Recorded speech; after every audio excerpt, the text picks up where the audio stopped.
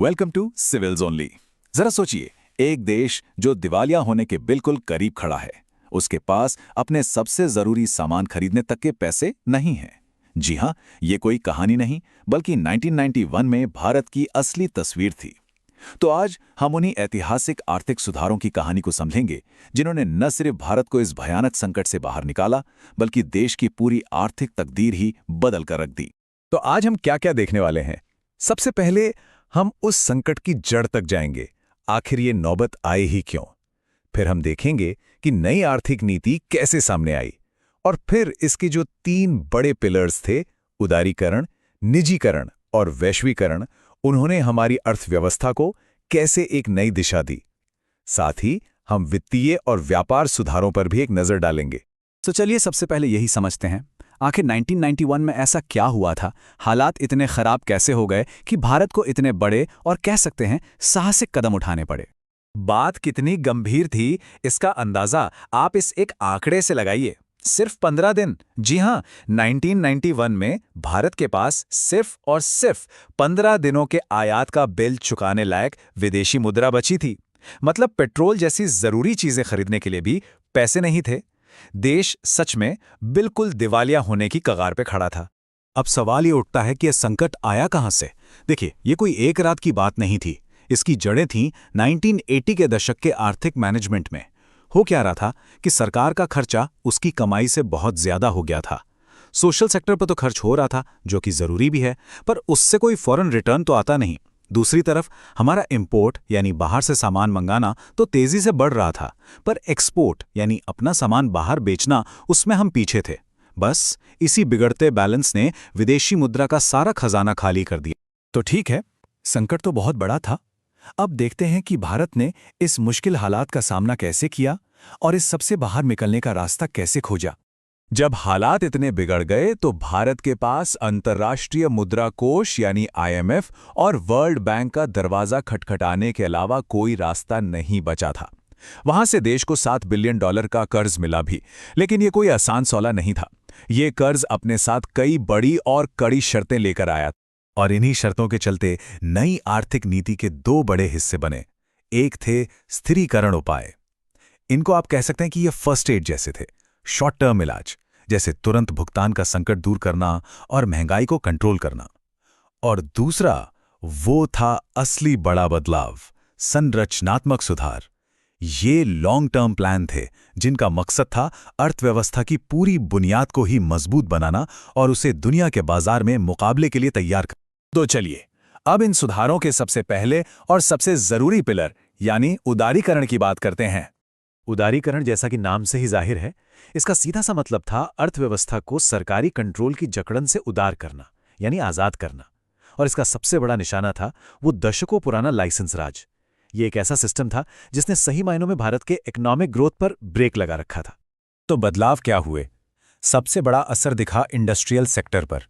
कुछ चीजों को छोड़कर, जैसे शराब, सिगरेट और कुछ खतरनाक केमिकल्स, बाकी लगभग सभी इंडस्ट्रीज के लिए लाइसेंस लेने की जरूरत ही खत्म कर दी गई। इतना ही नहीं, जो इंडस्ट्रीज पहले सिर्फ सरकारी कंपनियों के लिए रिजर्व थीं, उनकी संख्या भी कम कर दी गई, ताकि प्राइवेट सेक्टर भी आगे आ सकें। और एक बहुत बड़ा बदलाव ये हुआ कि अब चीजों की कीमतें सरकार तय नहीं करती थीं, बल्कि मार्केट की डिमांड और सप्लाई से तय होने लगी। अच्छा, तो इंडस्ट्री को तो आज़ादी मिल गई, लेकिन इसके साथ साथ देश के फाइनेंशियल और टैक्स सिस्टम को भी मॉडर्न बनाना बहुत जरूरी था। तो आइए देखते हैं कि इस मोर्चे पर क्या किया गया। यहां एक बहुत ही इंटरेस्टिंग बदलाव देखने को मिला, और वो था RBI के रोल में। सुधारों से पहले RBI एक सख्त कंट्रोलर की तरह था, जो हर छोटी बड़ी चीज को कंट्रोल करता था। लेकिन सुधारों के बाद उसका रोल एक फैसिलिटेटर यानी सहायक का बन गया। अब RBI का काम था फाइनेंशियल सेक्टर को गाइड करना और उन्हें अपने फैसले खुद लेने की आजादी देना। बैंकिंग सेक्टर के साथ ही टैक्स सिस्टम में भी बड़े रिफॉर्म्स हुए, जिन्हें हम फिस्कल पॉलिसीज कहते हैं। अब देखिए, मोटे तौर पर 2 तरह के टैक्स होते हैं। एक डायरेक्ट टैक्स, जो सीधा हमारी इनकम पर लगता है, और दूसरा इनडायरेक्ट टैक्स, जो हम कोई सामान या सर्विस खरीदने पर चुकाते हैं। इन सुधारों का सबसे बड़ा मकसद था इस पूरे टैक्स के जाल को आसान और सरल बनाना।